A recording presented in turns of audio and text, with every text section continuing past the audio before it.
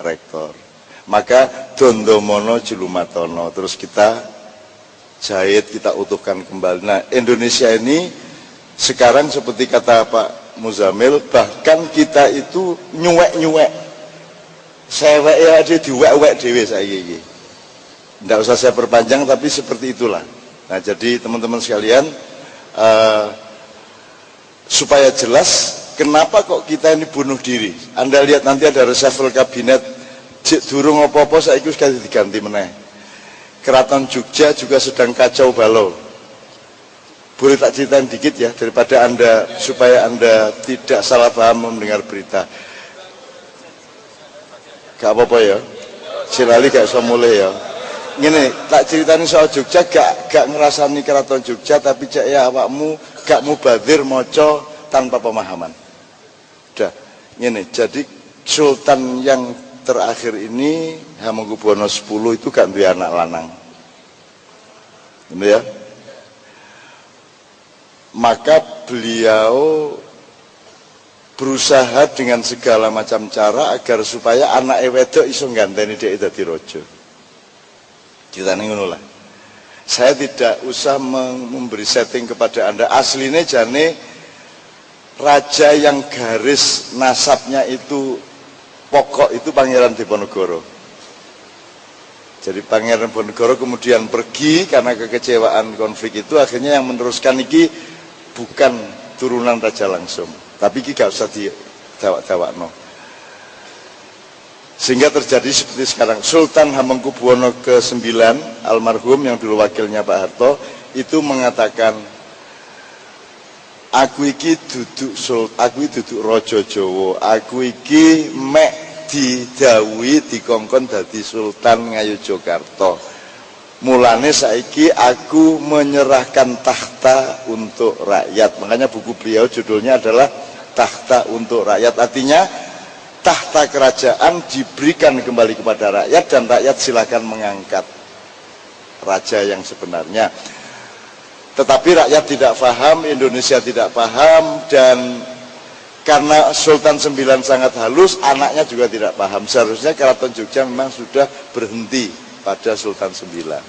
Tapi karena tidak ada ketegasan, akhirnya terus, dan Allah yang akhirnya memberi ketegasan bahwa Sultan X tidak punya anak laki-laki. Saiki mau dipaksakan GKR Pembayun untuk menjadi raja. Caranya adalah pertama membuat Sabdotomo. Sabdotomo itu kira-kira 2 bulan yang lalu. Jadi Raja Jogja membuat statement yang disebut Sabdotomo untuk menegaskan bahwa kowe rasah melu-melu sing kuwasa aku, apa wae sing tak dawuhke kudu kedaden, gitu ya. Terus beberapa waktu yang lalu beliau bikin Sabdo Rojo. Sabdo Rojo itu ada 5 isinya, membatalkan perjanjian awal Mataram antara Sunan Ki Gede Pemanan dengan Ki Ageng Giring. Kan tidak mungkin Pak Rektor perjanjian sama Mendiknas terus 30 tahun kemudian dibatalkan orang lain, tidak bisa Pak. Wong perjanjiannya wis koyo ngono iku. Satu. Pokoknya ada 5, salah satunya tidak lagi memakai kata khalifah dalam gelar Sultan Jogja dan tidak mengucapkan assalamualaikum lagi. Itu yang membuat semua warga keraton terutama adik-adik beliau marah. Itu dalam rangka mencari cara. Jadi rumangsane Sultan X iki, rumangsane nek khalifah iku lanang. Nek khalifah dilangi anak wedok iso dadi raja. Padahal gak iku nek dhek njaluk uruk aku, nek aku gelem melok jahat tak kei dalane. Wong aku ratu sepuh ya. Jadi kudune nek kate ngilangi sing diilangi iku Sayyidin Panatagama iku diilangi. Nek khalifatullah itu khalifah itu lanang ya wedok kabeh khalifah. Semua manusia itu khalifah. Jadi tidak ada perempuan. Jadi yang dihilangin jangan khalifahnya tapi Sayyidin Panatagama. Kalau Sayyidin Panatagama tidak dihilangin, nanti kalau Pembayun jadi Raja Jogja, gelarnya dia lupa bahwa gelarnya akan jadi Sayyidatin Panatagama. Tapi gak karo bahasa Arab raja iki. Siapa meneng karo. Ya, nek karo lah gak mlebu neraka ya. Padahal nek sayyidaten gak oleh panata gomong. Gak iso wong wedok dadi imam. Iki Gusti Allah sing nentokno wis nganut ae gitu. Terus muring-muring adik-adik nih. Bahkan kemarin ada Sabdo Rojo yang kedua, anak sing wedok iki GKR Pembayun dikei gelar GKR Mangkubumi. Nah, selama ada kerajaan Jawa, Mangkubumi ku gawe wong lanang. Gak ono kok Pangeran Mangkubumi ada wedok. Yo kait wingi ku tok ono e. Tadi kacau balau. Nah sekarang adik-adiknya Sultan yaitu Yuda Kusumo dan Prabu Kusumo membuka kepada rakyat ini kalau sudah dilanggar tatanan-tatanan keraton ini, rakyat Jogja harus bergerak, harus gumregah gitu ceritanya. Nah teman-teman sekalian, Anda juga tidak usah cemas dengan ini semua, tidak usah ikut menikmati kesalahan. Mudah-mudahan Allah memberi petunjuk kepada semuanya. Gitu loh, saya tidak tahu apa yang akan saya lakukan, tapi nek Gusti Allah nek Gusti Allah ndawuhi tak dandanane engko. Tak kandhanane karo tak bisikane. Gitu loh, ngaku paling tuwek nek kono iku rek. Umurku iki saiki wis kira-kira 633 tahun. Cuman awakmu kenal aku sing saiki, sing aku winginane kon gak kenal. Nah, iki rumusnya ono di Quran gitu ya. Jadi gitu kira-kira Bapak. Sampai ndak usah menikmati, ndak usah, pokoknya gak paham menengahi. Makanya kembali kepada kebodohan yang diceritakan Rasulullah tadi ngene saiki ilmu dasare. Ono wong bodoh jenisnya papat. Siji satu, 4 macam orang bodoh. Satu, orang bodoh yang mengerti bahwa dia bodoh. Gitu ya. Jelas ya? Nomor 2, orang bodoh yang tidak mengerti bahwa dia bodoh. Nomor 3, orang yang tidak bodoh tapi mengerti bahwa dia tidak bodoh. Nomor 4, orang yang bodoh dan tidak tahu bahwa dia bodoh. Tapi guayane kayak gak bodoh. Nah, kalau aslinya dari Imam Ghazali, rajulun yadri wa yadri annahu yadri, tsumma rajulun yadri walakinnahu la yadri annahu yadri. Nomor 3, rajulun la yadri walakinnahu yadri annahu la yadri, wa rabi'an rajulun la yadri wa la yadri annahu la yadri wa huwa jahil murakkab ka kerbau ditambah petik. Orang yang ngerti bahwa dan mengerti bahwa dia mengerti. Satu. Nomor 2, orang yang mengerti tapi tidak mengerti bahwa dia mengerti.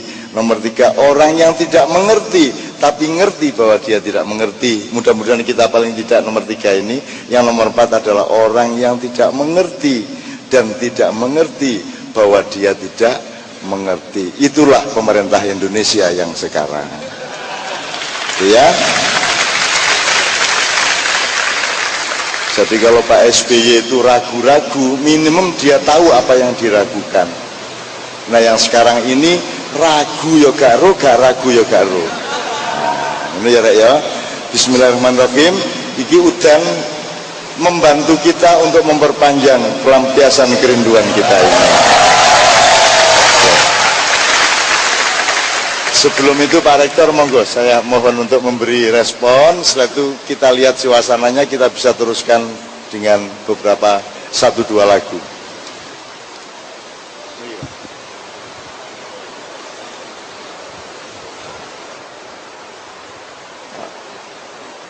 Komentar saya yang pertama, malam ini luar biasa. Kenapa luar biasa? Cak Nun, kami ini sebagian besar dosen-dosen dari kependidikan.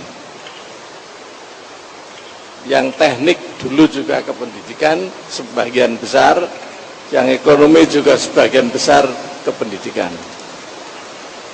Namun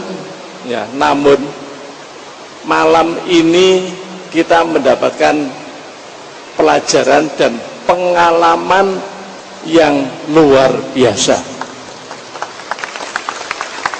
Cak Nun ini melebihi dosen metodologi pengajaran.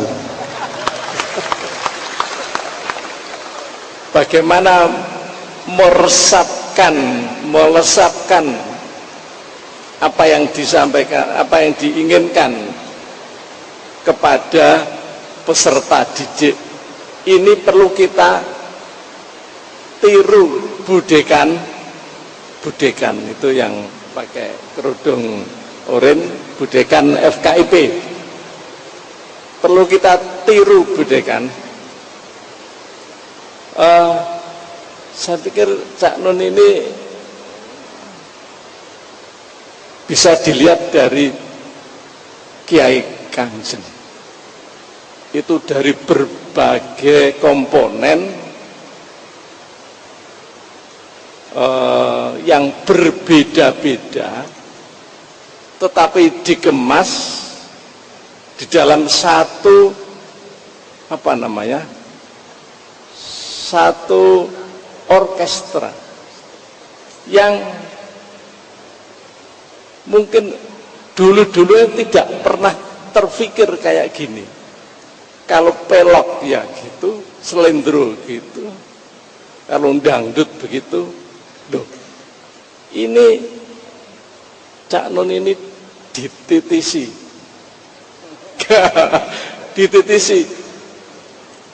ilmunya kira-kira ya Ki Hajar Dewantara.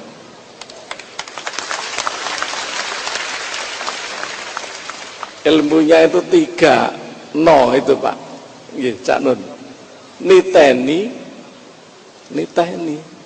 Kalau tidak niteni, Cak Nun tidak bisa menciptakan gini.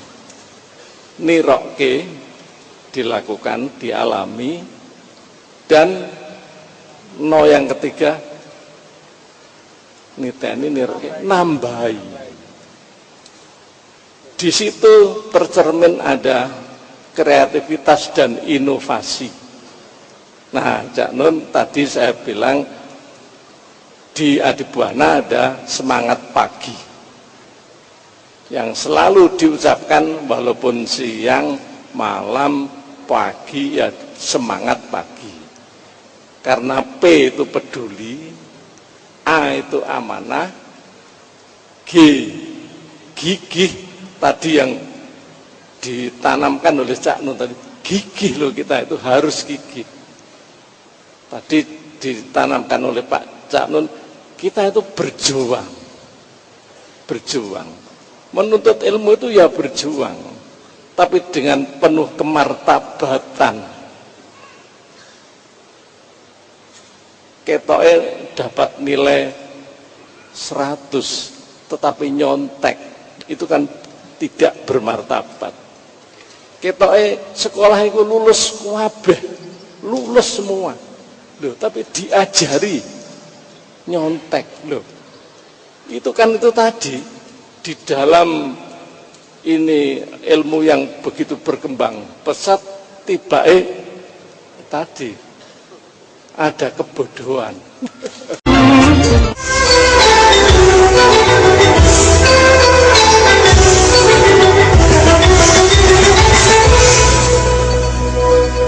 Nah, Cak Nun, kami ini universitas ini memang tadinya dari 0 podol tahun 71, 0 podol.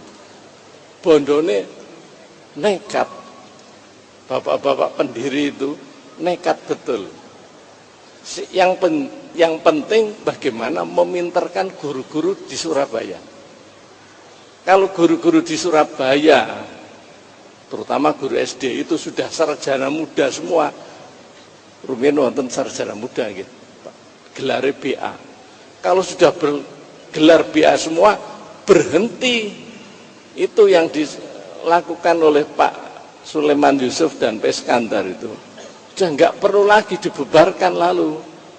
Ternyata Allah berkehendak lain. Disuruh meneruskan kira-kira. Ayo golek dosen tetap dewe. Ayo golek tanah dewe. Dadio badan hukum sendiri. Ternyata sampai kayak gini. Jadi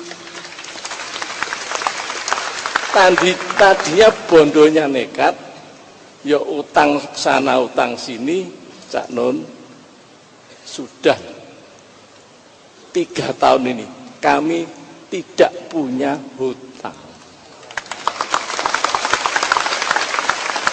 Alhamdulillah kami tidak kayak yang diceritakan Pak Muzamil dari Madura ya Pak. Tapi dari Madura bolak-balik bicara piye-piye. Madura temen apa enggak? Nah, itu saya kira. Jadi lalu ada satu lagi yang saya simpulkan tadi, beliau berdua ini, saya mengutip apa yang sudah saya sitir dari Profesor Rosidan dari IKIP Malang. Dalam hubungan antara individu dan kelompok, itu beliau menyebut transaksional ala Jawa. Pertama, ojo nggugu karepe dhewe. Karena yang lain itu juga duwe karep. Ojo nggugu karepe dhewe. Kedua, ojo nggugu benere dhewe. Selain Pak Sunu tadi merasa benar, mungkin ya contoh aja, tapi kebenaran yang lain juga merasa benar. Itu ojo nggugu karepe dhewe, ojo nggugu benere dhewe, ojo nggugu menangi dhewe. Nah sekarang itu menang-menangan. Pokoknya saya menang. Nah itu. Yang keempat, ojo nggugu senenge dhewe, yang lain juga ingin seneng. Kok saya ingin seneng dhewe? Itu tadi yang saya simpulkan dari beliau berdua sepakat itu. Dan ada teman yang dari Bandung pernah bilang semuanya itu bisa disimpulkan ojo dumeh. Ojo dumeh. Saya kira itu kesimpulan saya.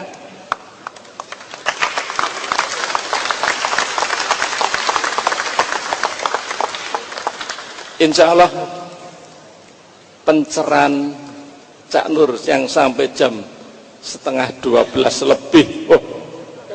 12. Cak Nur setiap malam Jumat Legi di sini ada istighosah.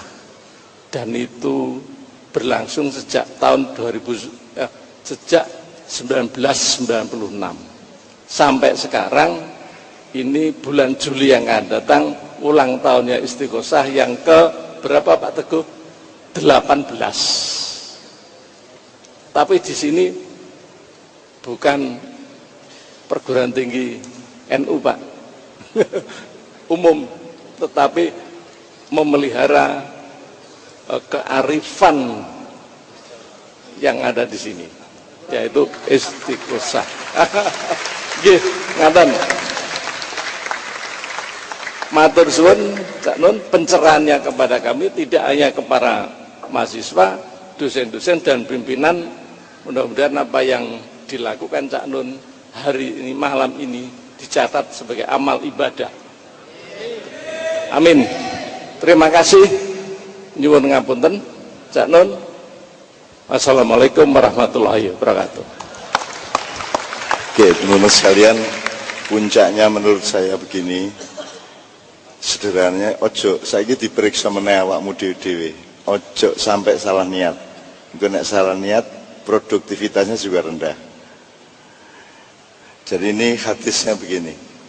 Qala Rasulullah sallallahu alaihi wasallam, al-a'malu binniyah wa likulli imri'in ma nawa wa man kana hijratuhu ila Allah war rasul fa hijratuhu ila Allah war rasul wa man kana hijratuhu ila dunya fa nala ma hajara ilai.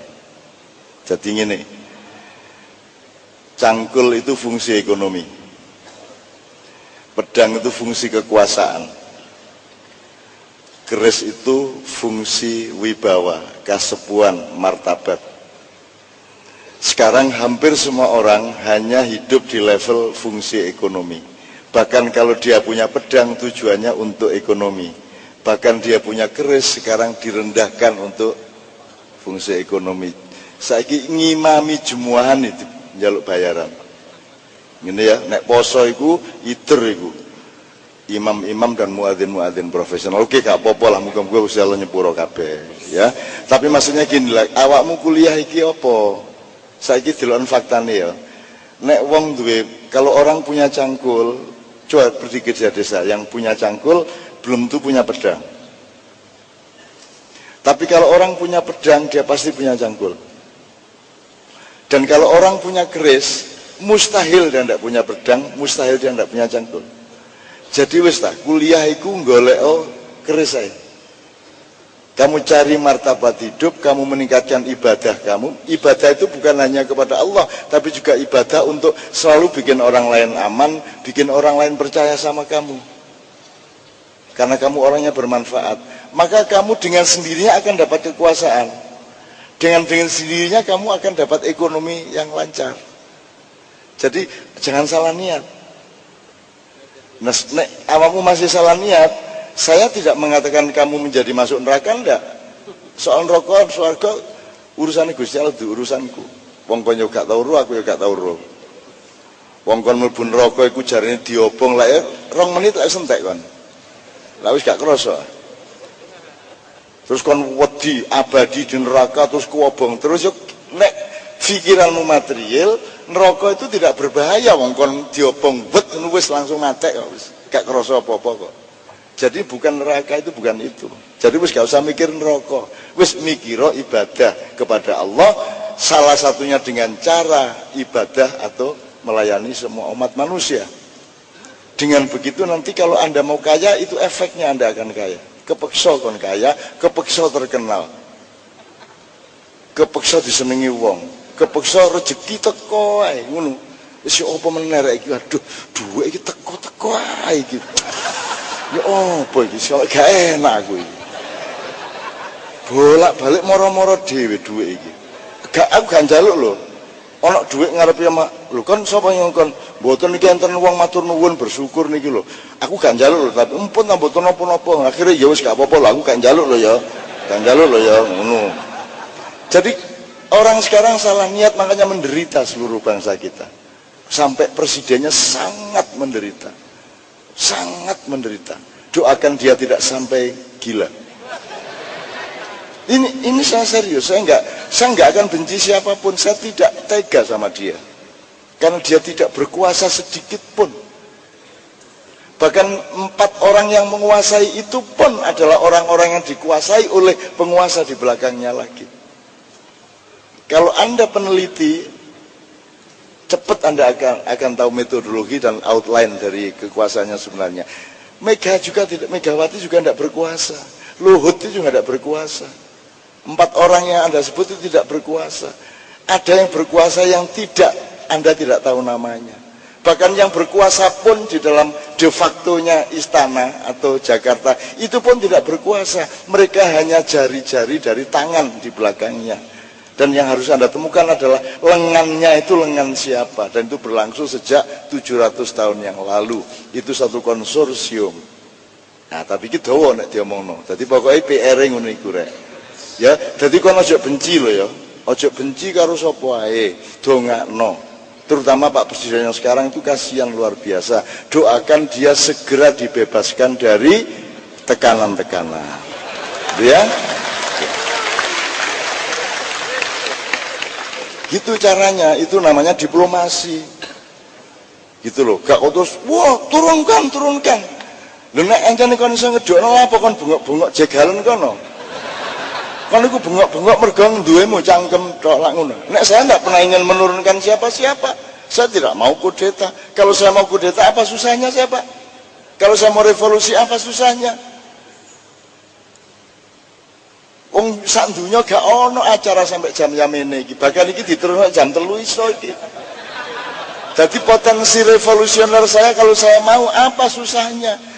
Tapi jangan khawatir karena aku adalah manusia puasa. Dan aku sejak kecil aku berpuasa. Aku tidak akan berbuka kalau Allah tidak menyuruhku berbuka. Ngono lho. Dan andaikan seumur hidupku aku tidak boleh berbuka, aku ikhlas kepada Allah. Karena Allah menyediakan buka puasaku kelak di keharibaannya langsung. Ngono lho rek.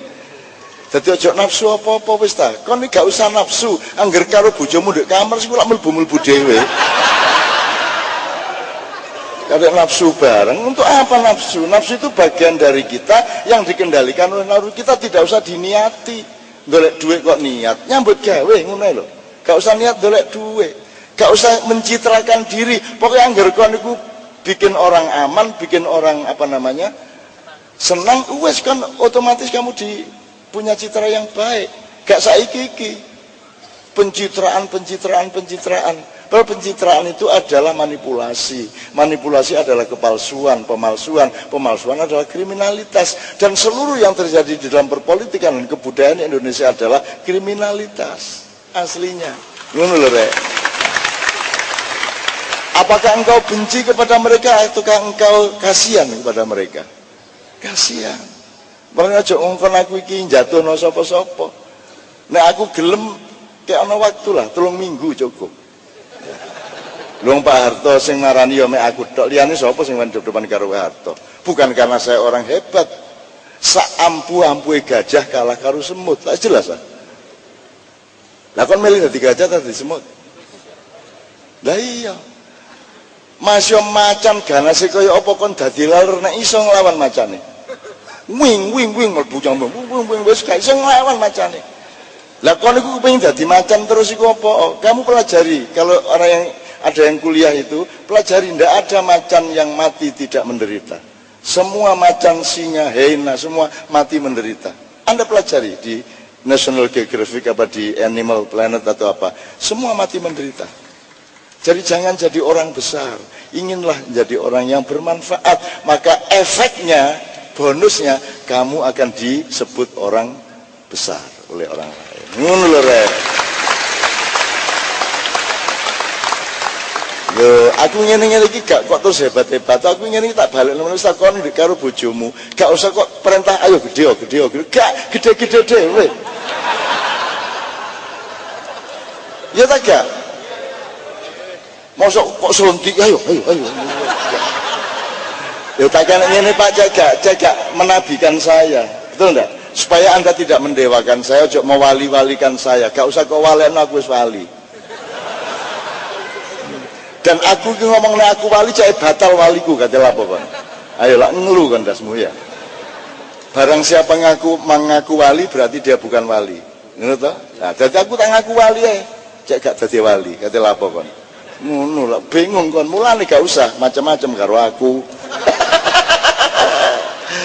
Masya Allah. Oke teman-teman sekalian, waktu sudah lewat. Tapi insya Allah Anda pulang nanti Anda akan dikagetkan oleh Allah.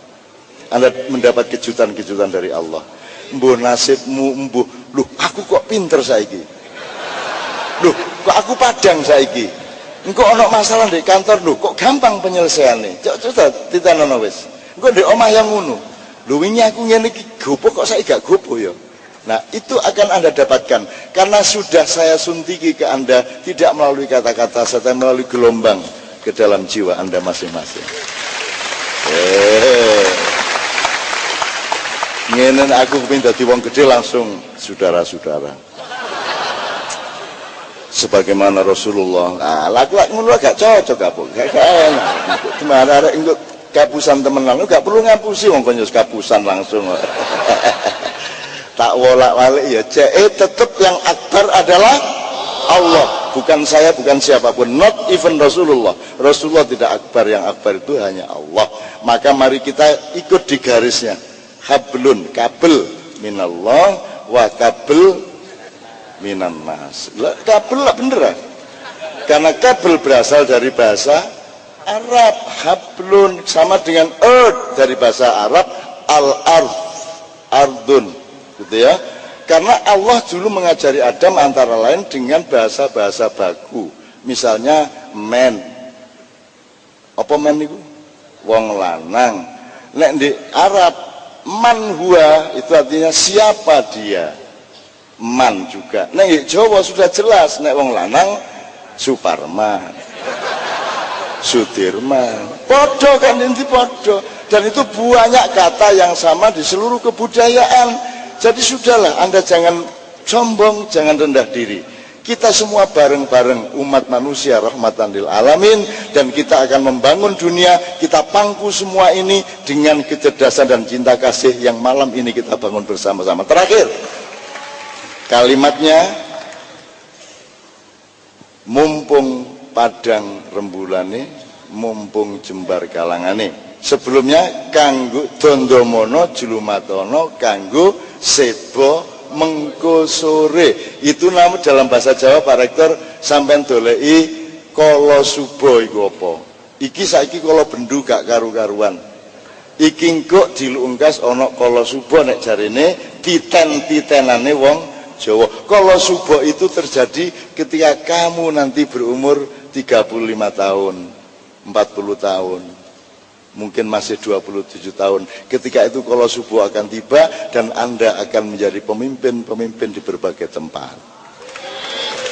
Maka siapkan dirimu tidak dengan syahwatmu, tapi dengan kasih sayangmu kepada semua orang, dan jadikanlah mereka orang-orang yang merasa aman bersamamu, merasa percaya kepadamu, sehingga engkau akan bisa mau tidak mau harus menjadi pemimpin mereka. Ngono ya, Rek ya. Jadilah manusia Nusantara baru, dan Anda adalah Aji Buana. Amin ya rabbal alamin. Mari kita sekarang kita akhiri nyun sewu. Beliau kapan-kapan saya akan todong ke Mengkurpe langit.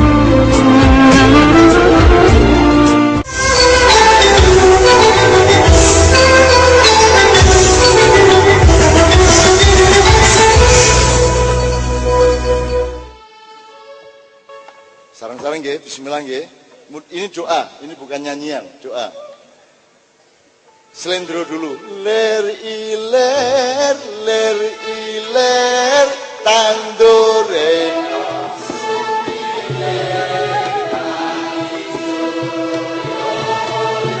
Tak sanggup temanten.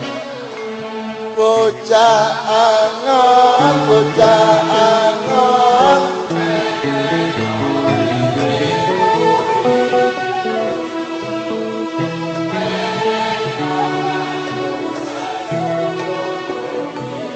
Dodot irat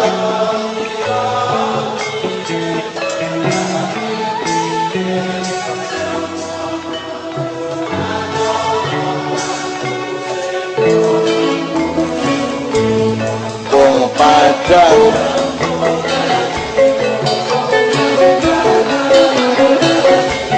ya surah